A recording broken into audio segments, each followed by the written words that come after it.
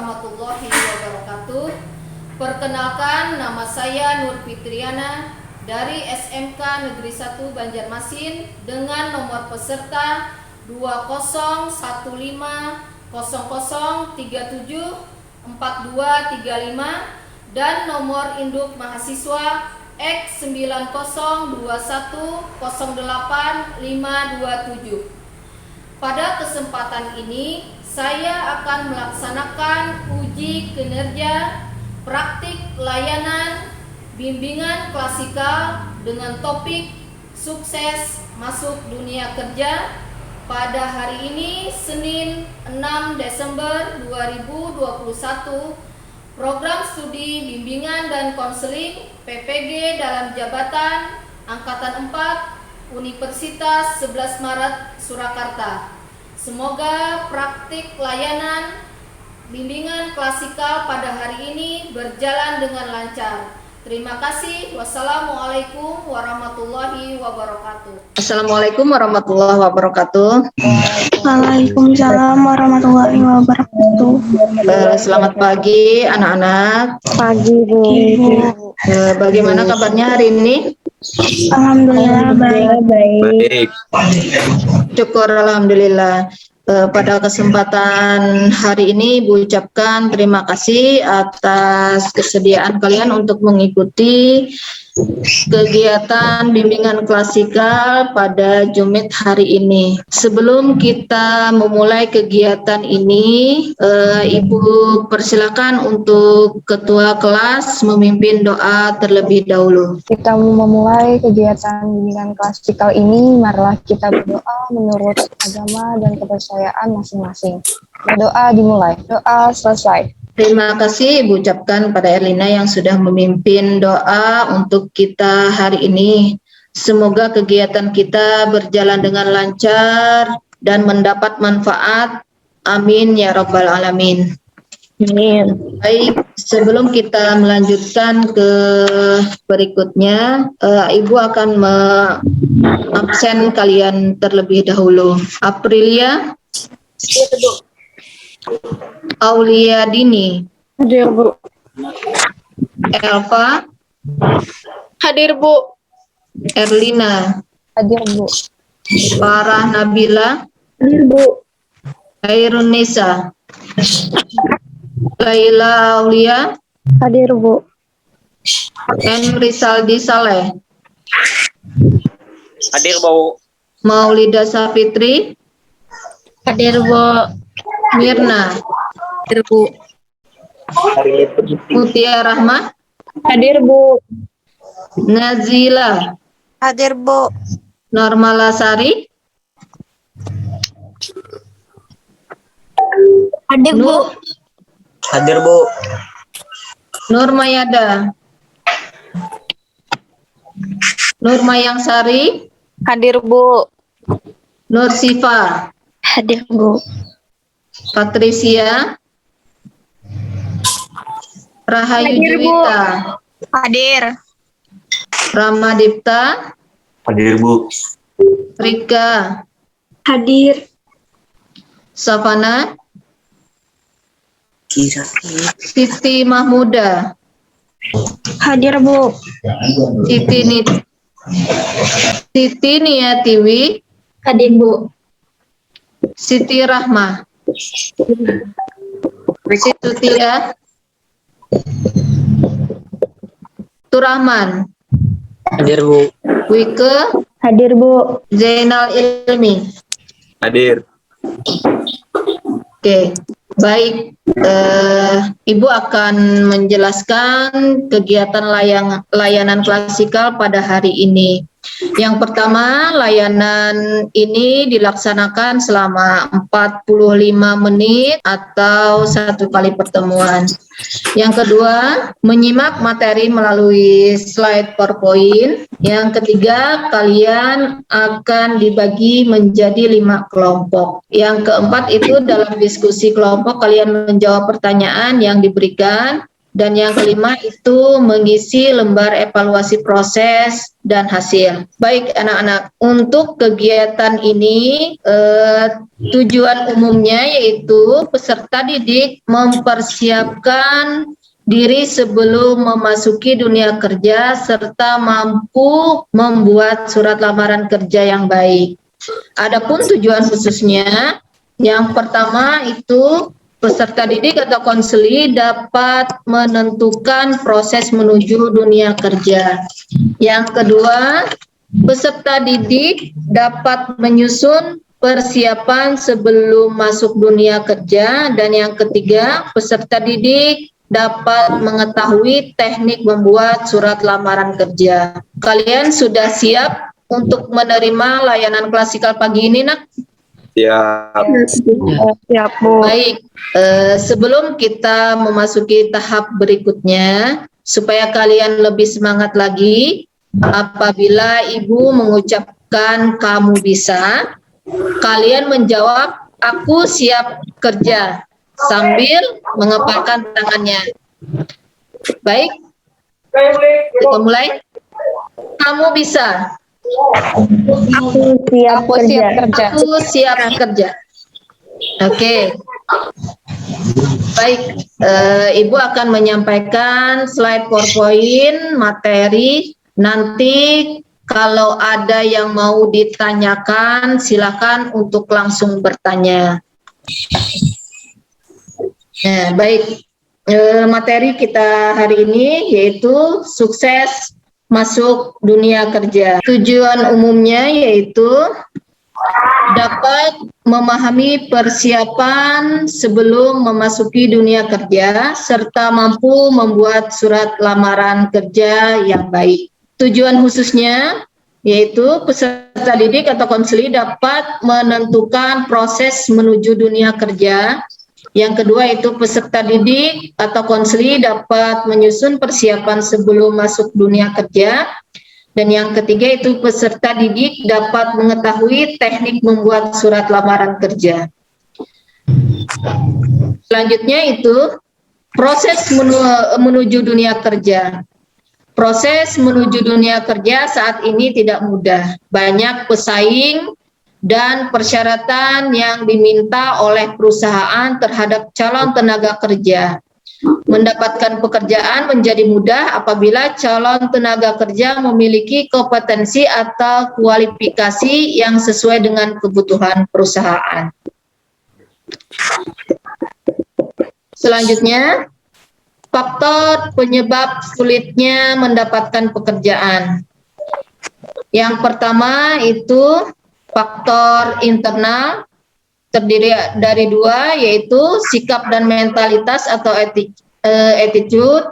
Yang kedua, keahlian kerja atau skill. Faktor eksternal, yang pertama itu kondisi ekonomi, kesenjangan antara ketersediaan lapangan kerja dengan jumlah tenaga kerja. Yang ketiga itu perusahaan pencari kerja menetapkan persyaratan yang relatif tinggi untuk karyawannya. Yang keempat, ketidakcocokan spesifikasi keahlian antara permintaan dunia kerja dengan lulusan lembaga pendidikan. Yang selanjutnya, adanya budaya korupsi, kolusi, nepotisme atau KKN. Yang selanjutnya, kompetensi antar pelamar pekerja yang tidak sehat. Masukin sini nah berdua nah. Kurangnya kepedulian pihak pemilik perusahaan dan industri untuk membantu para pencari kerja. Sampai di sini ada yang ditanyakan, nak? Jangan mengganggu nah. Ibu. Ya, silakan, nak. Baik, Ibu lanjutkan. Tidak ada pertanyaan? Izin bertanya, Ibu. Oh, boleh, nak. Silakan. Dari faktornya sulitnya kita mencari kerja itu, Bu, contoh dari sikap, mentalitas, dan skill itu seperti apa, Bu? Oke. Baik. Jadi itu di sini contoh dari mentalitas itu artinya seperti kita siap untuk bersaing di dunia kerja. Kalau skill itu berarti itu contohnya kita memiliki keterampilan dalam mempersiapkan diri untuk memasuki dunia kerja. Bagaimana, Nak? Apakah bisa dimengerti? Ibu bisa dimengerti. Ibu lanjutkan berikutnya. Tip dasar dalam penempatan tenaga kerja. Pertama itu ada beberapa prinsip dalam penempatan kerja, baik di dalam maupun di luar negeri yang harus kalian ketahui, khususnya bagi pencari kerja, yaitu yang pertama hak dan kesempatan yang sama. Setiap tenaga kerja mempunyai hak dan kesempatan yang sama untuk memilih dan mendapatkan pekerjaan serta pindah pekerjaan dan memperoleh penghasilan yang layak di dalam negeri ataupun di luar negeri. Yang kedua itu dilaksanakan berdasarkan asas terbuka, bebas, objektif, serta adil, serta setara tanpa diskriminasi. Jadi penempatan bagi tenaga kerja itu dilaksanakan berdasarkan asas terbuka, bebas, objektif, dan juga adil, setara tanpa ada diskriminasi. Selanjutnya itu penempatan tenaga kerja itu terdiri atas dua, yaitu di dalam negeri ataupun di luar negeri. Yang keempat, merekrut sendiri tenaga kerja yang dibutuhkan atau melalui pelaksanaan penempatan kerja. Yang kelima, penempatan tenaga kerja oleh pelaksana dilakukan dengan memberikan pelayanan penempatan kerja. Selanjutnya, prinsip dasar yang dalam penempatan tenaga kerja itu yaitu yang keenam, pelayanan penempatan tenaga kerja bersifat terpadu dalam satu. Artinya, dalam satu sistem, penempatan tenaga kerja itu meliputi unsur-unsur yaitu adanya pencari kerja, adanya lowongan pekerjaan, informasi pasar kerja, mekanisme antar kerja, dan lembaga penempatan tenaga kerja. Itu pelaksanaan kerja. Penempatan kerja itu ada dua, mungkin ada instansi pemerintahan dan juga instansi perusahaan swasta yang berbadan hukumnya. Setiap pencari kerja berhak memperoleh pelayanan yang sama untuk memperoleh pekerjaan. Berikutnya, tenaga kerja harus mendaftarkan diri secara langsung ke pelaksana pencari kerja. Berikutnya, yang kesembilan itu pencari kerja yang telah mendaftar memperoleh tanda bukti pendaftaran dari pelaksana. Yang ke-10 itu pencari kerja mempunyai kesempatan yang sama untuk mengisi lowongan pekerjaan. Yang terakhir itu mengisi lowongan pekerjaan harus memenuhi kualifikasi persyaratan jabatan yang dibutuhkan. Selanjutnya di slide ke-8 itu mencari sumber informasi lowongan pekerjaan. Yang pertama itu memanfaatkan lembaga bursa kerja, juga aktif dan selektif mencari kerja. Untuk memanfaatkan lembaga bursa kerja itu bisa didapatkan melalui bursa kerja pemerintah yang berada di kantor-kantor pemerintah. Yang kedua itu bursa kerja swasta yang diselenggarakan oleh swasta dan mendapatkan izin pendirian dari pemerintah. Yang ketiga itu mungkin bursa kerja khusus yang dibentuk oleh lembaga pendidikan. Sampai di sini ada yang ditanyakan, Nak?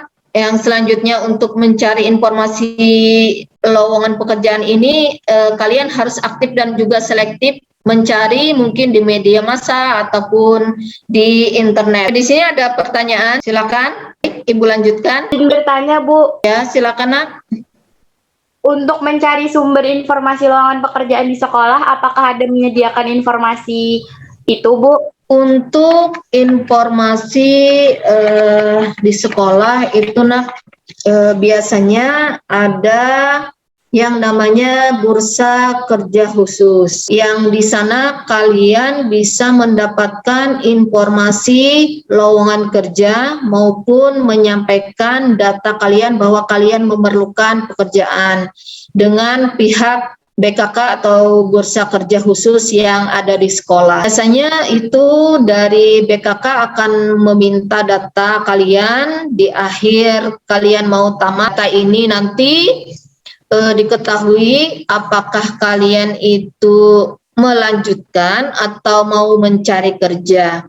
Silakan nanti apabila kalian sudah tamat dari SMK Negeri 1 Banjarmasin, kalau mau mencari informasinya boleh datang ke bursa kerja sekolah. Bisa dipahami? Bisa. Bisa, Bu. Oke, baik.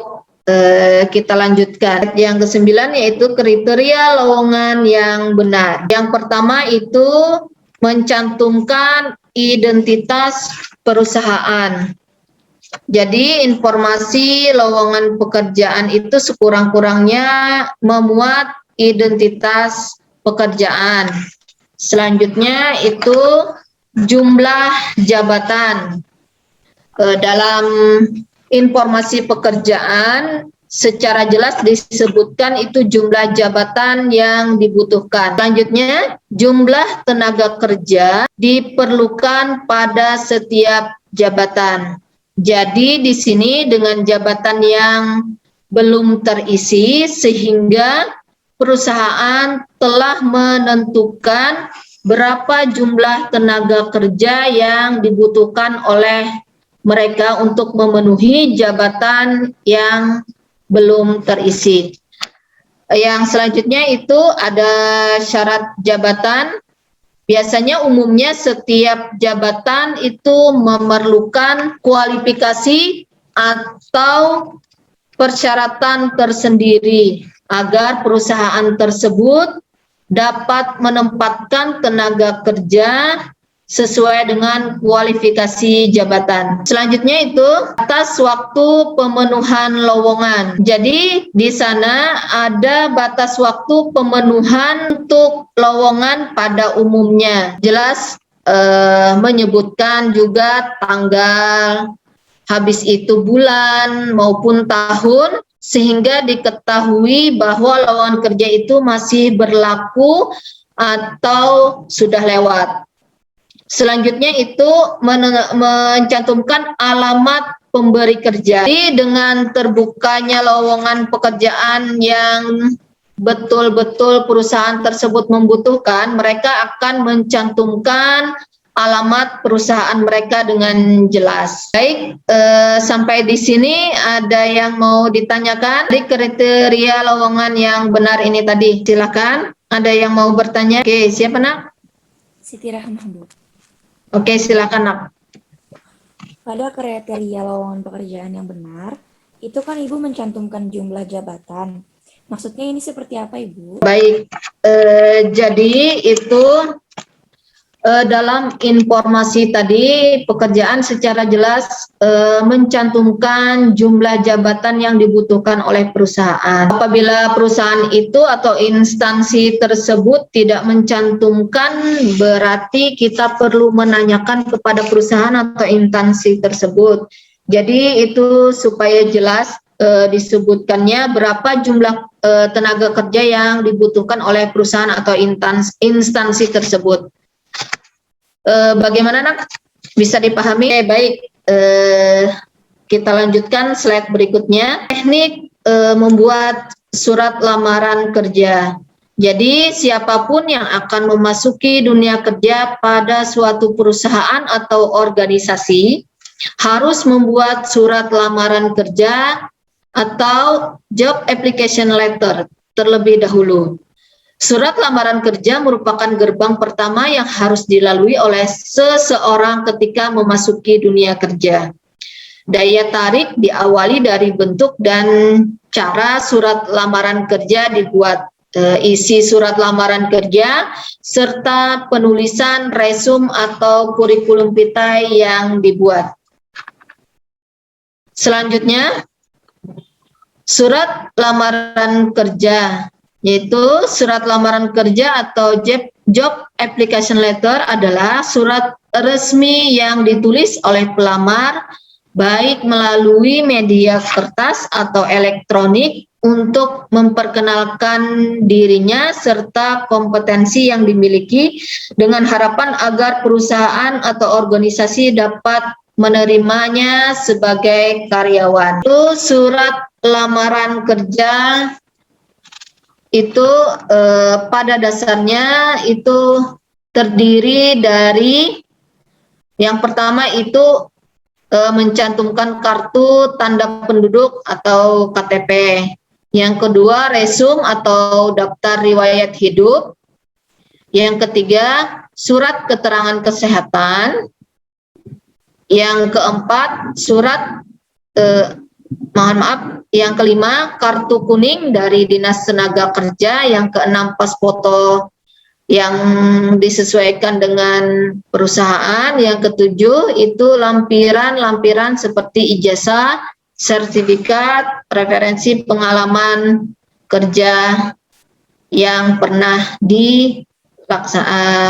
diikuti atau pernah mencantumkan surat lamaran pekerjaan di lain atau bekerja di tempat lain. Selanjutnya di slide berikutnya itu jenis-jenis surat lamaran.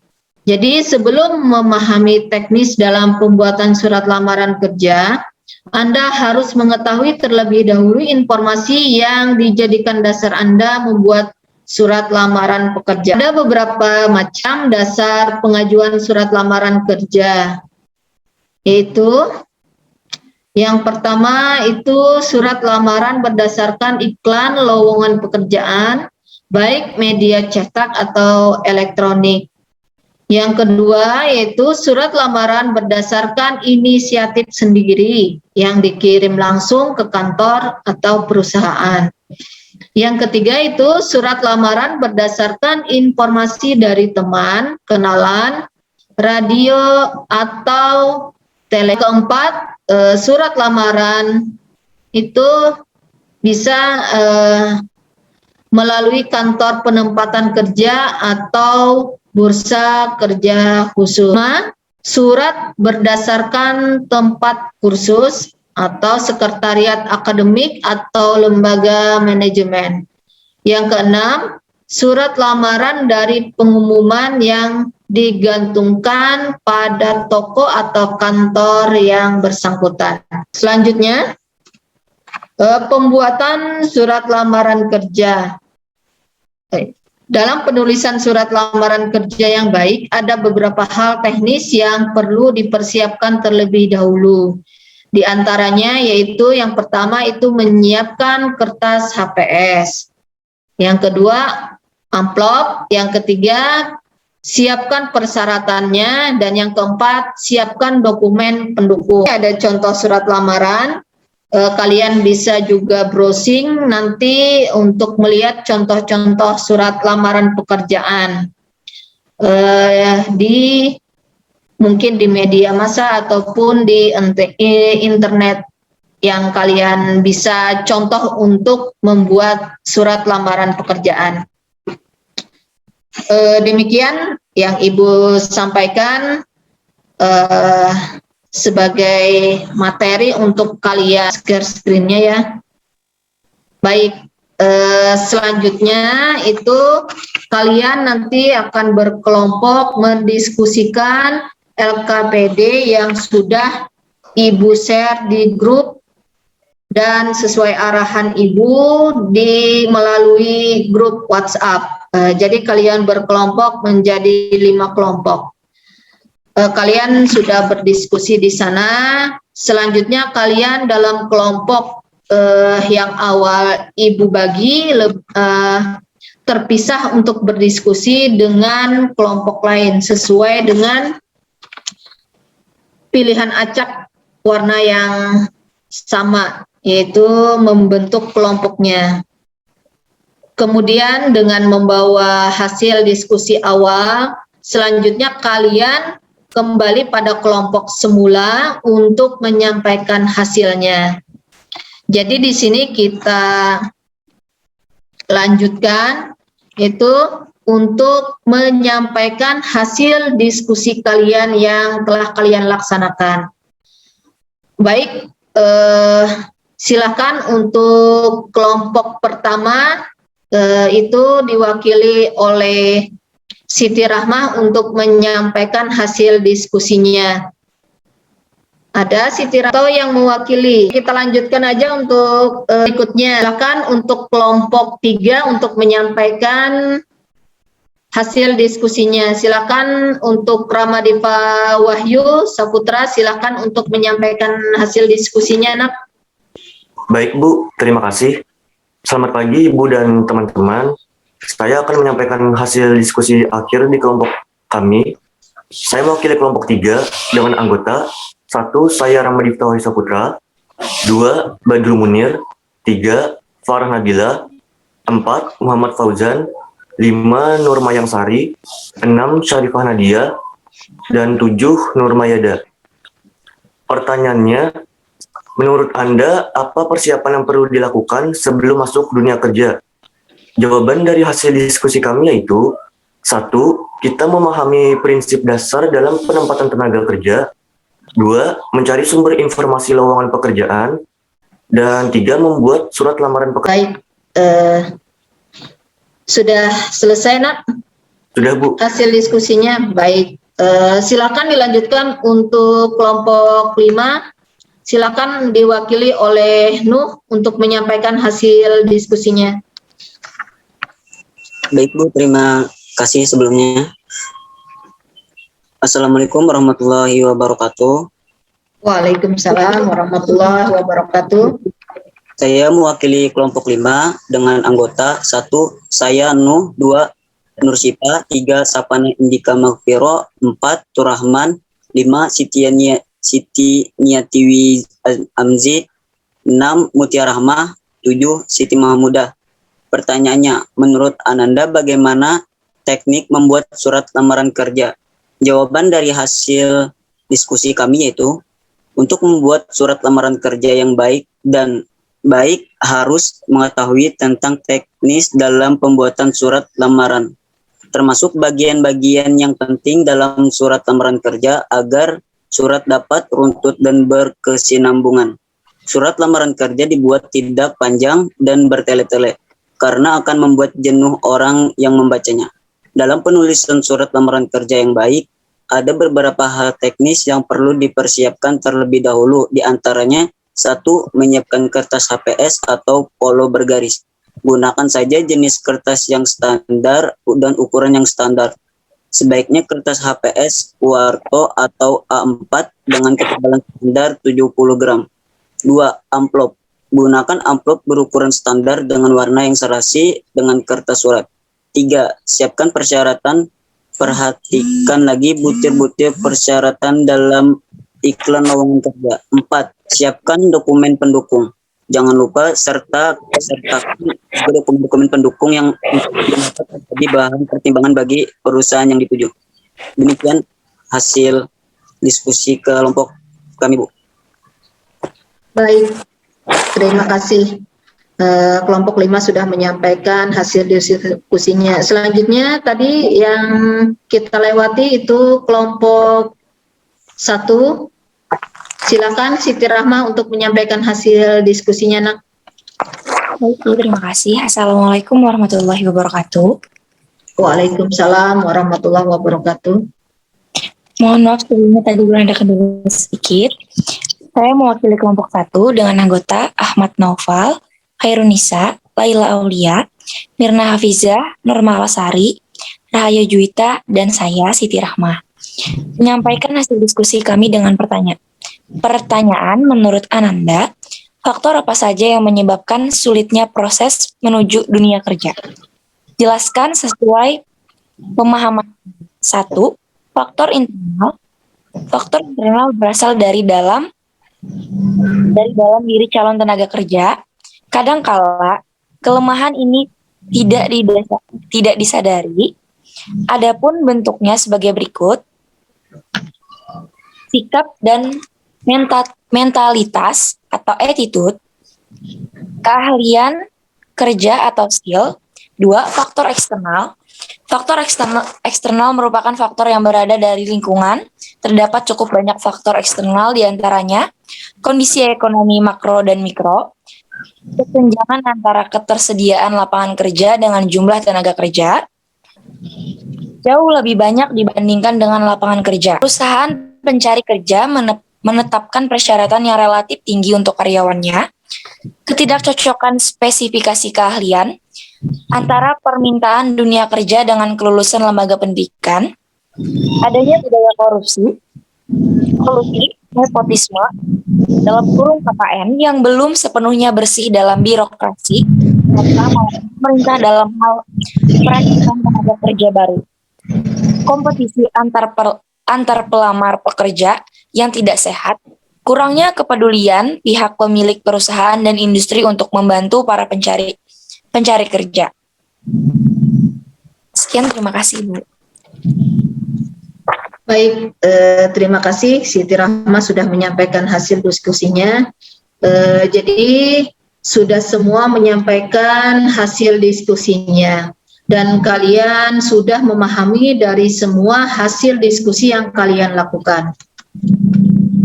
Sekarang Ibu minta kalian untuk mengisi evaluasi proses dan evaluasi hasil yang sudah Ibu kirimkan linknya di grup WhatsApp kalian. Apakah sudah diisi, Nak? Sudah diisi, Bu. Baik. Nah, sekarang apakah bisa kalian simpulkan dari materi yang kalian dapat ini? Siapa yang bisa menyimpulkan? Silakan. Saya, Bu. Oke, silakan Nur Mayada untuk menyampaikan hasil kesimpulan.